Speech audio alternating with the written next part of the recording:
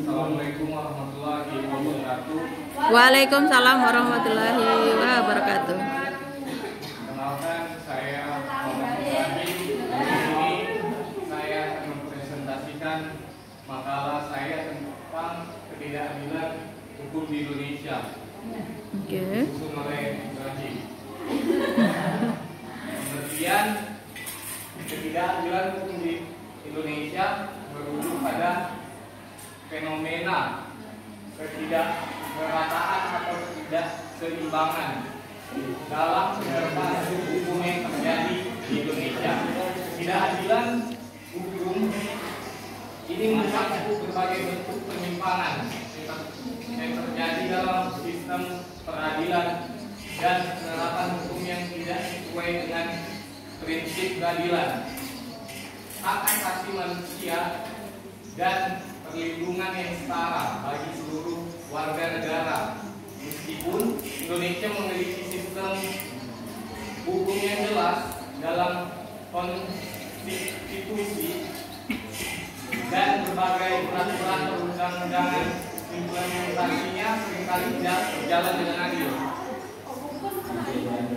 Tujuan untuk mengetahui bagaimana hukum di negara Indonesia berjalan adalah untuk memahami secara mendalam sistem hukum yang ada, termasuk prinsip-prinsip dasar yang dasarinya, proses-proses yang terlibat dalam penegakan hukum, serta bagaimana hukum diterapkan di kehidupan sehari-hari.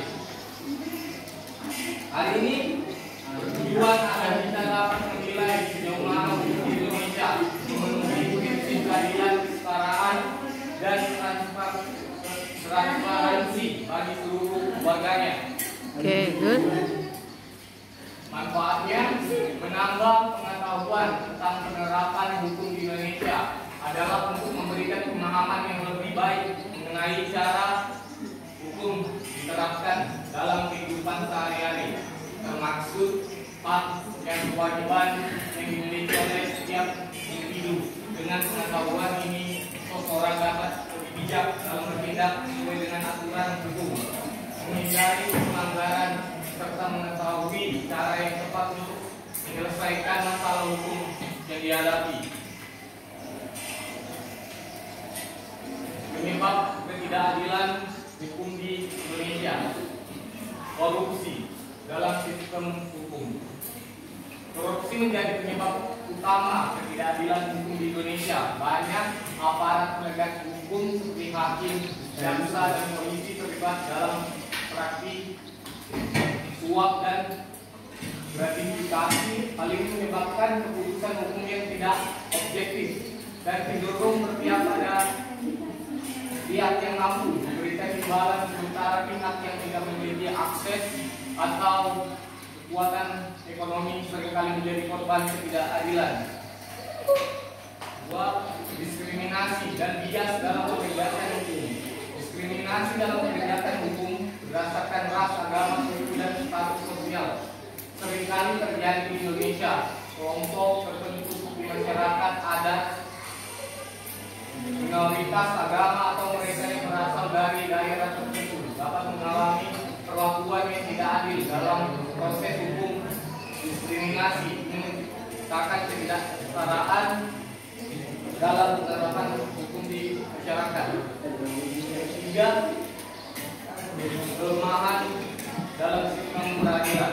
Ketidakadilan juga disebabkan oleh kelemahan dalam sistem peradilan, seperti kurangnya koordinasi antara peraturan perundang-undangan yang ada, serta ketidakharmonisan dalam implementasikan hukum.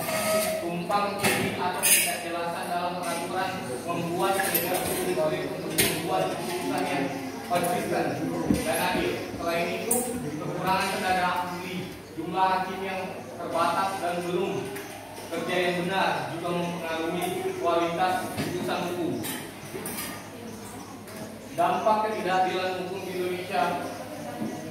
Dampak ketidakadilan hukum di Indonesia dapat dirasakan dalam berbagai aspek kehidupan sesuai sosial, politik, dan ekonomi. Ketidakadilan berulang mendapat menyebabkan masyarakat kehilangan kepercayaan terhadap sistem hukum karena dianggap berpihak pada kelompok tertentu dan pada gilirannya memperburuk kondisi sosial dan menciptakan fanatisme. Hal ini juga dapat memicu ketidakadilan sosial seperti protes atau kekerasan karena masyarakat merasa hak-haknya tidak dilindungi. Selain itu, ketidakadilan hukum memperburuk kesenjangan sosial dan ekonomi, terutama bagi kelompok terpinggirkan yang mereka menjadi korban eksploitasi atau diskriminasi sehingga terjebak dalam kemiskinan. Ketidakadilan juga memperburuk penyalahgunaan kekuasaan di mana aparat hukum atau pejabat berkuasa menggunakan posisi mereka untuk kepentingan pribadi atau golongan yang mengarah pada semakin terpinggirkannya masyarakat dan melemahnya perlindungan hukum. Solusinya untuk mengatasi ketidakadilan hukum di Indonesia, solusi yang perlu diterapkan antara lain reformasi sistem peradilan dengan meningkatkan transparansi, akuntabilitas dan independensi hukum serta aparat penegak hukum serta memperkuat pengawasan terhadap keputusan hukum untuk menghindari korupsi dan penyalahgunaan wewenang. Pemberantasan korupsi di lembaga hukum juga menjadi prioritas dengan memperketat pengawasan dan penegakan hukum serta menggunakan teknologi untuk meminimalkan peluang korupsi. Selain itu, peningkatan akses terhadap keadilan sangat penting dengan memperkenalkan sistem bantuan hukum bagi masyarakat kurang mampu dan memperluas fasilitas hukum di daerah terpencil. Penyuluhan hukum yang lebih masif juga dibutuhkan untuk meningkatkan kesadaran masyarakat akan hak-hak hukum mereka.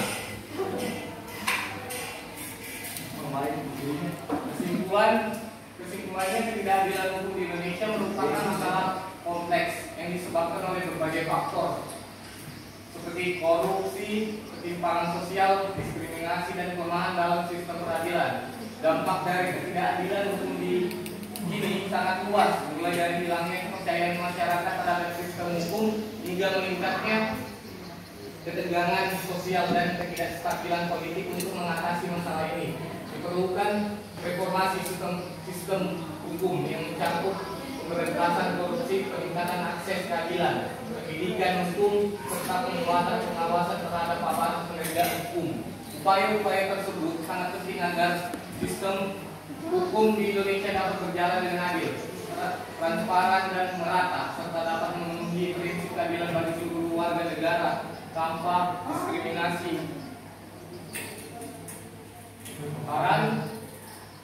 Untuk mengatasi ketidakadilan hukum di Indonesia perlu dilakukan reformasi sistem peradilan yang mencakup peningkatan kualitas pendidikan bagi aparat hukum, penguatan independensi lembaga peradilan, serta pemberantasan korupsi di semua level penegak hukum.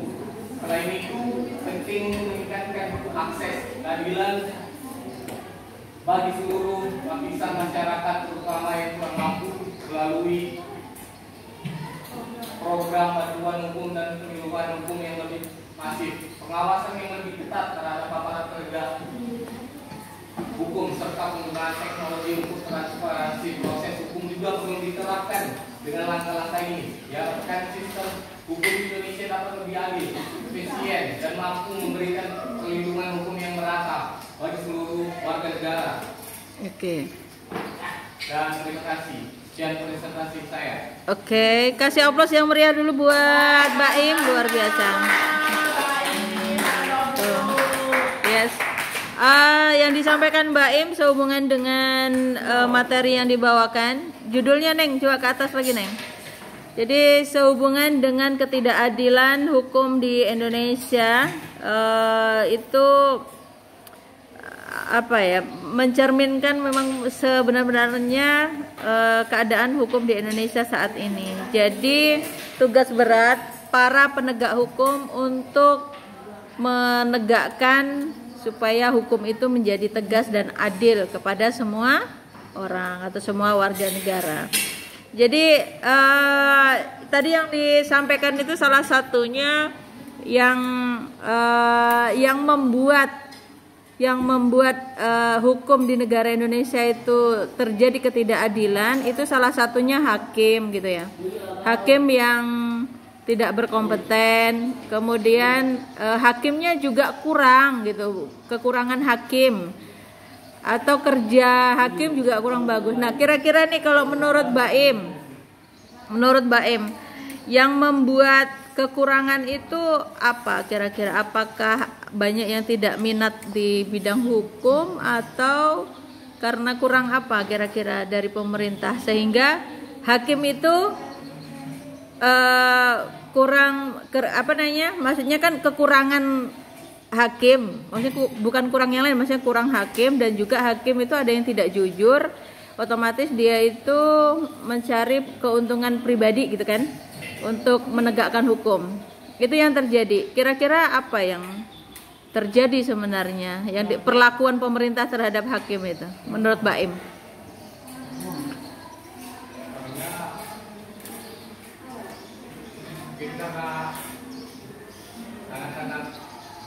Karena pemerintah apa kira-kira? Pemerintahnya tidak memberikan apa kepada hakim? Kekurangan apa kira-kira?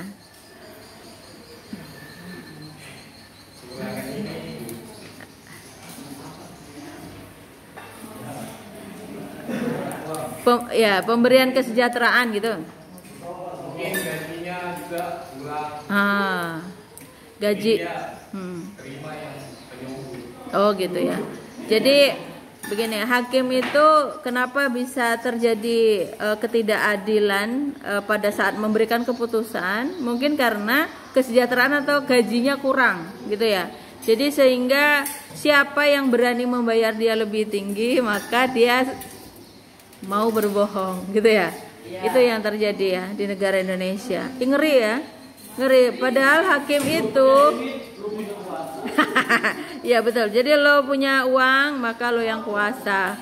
Jadi misalnya gini Im, kalau kamu nanti suatu saat tuh menjadi bagian dari penegak hukum, apa yang kamu lakukan dengan adanya hal-hal yang ketidakadilan hukum di Indonesia itu semakin miris sekali gitu? Apa yang kamu lakukan? Seandainya kamu nanti menjadi penegak hukum, diantaranya ada hakim ataupun polisi atau apa gitu.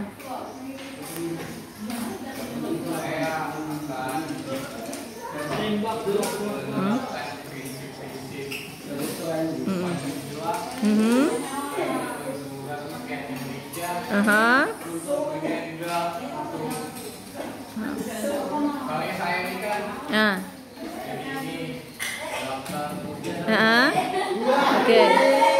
Ya.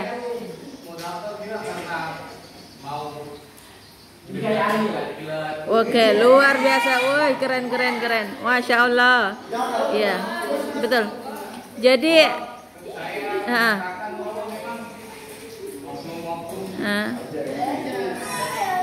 oh oke. Ya, oke, good, bagus sekali. Jadi begini, kenapa ini mengganggu aktivitas depan? Oke. Perhatikan. Jadi begini loh, Bang Baim ini niatnya udah lurus. Jadi mohon doanya, mohon kasih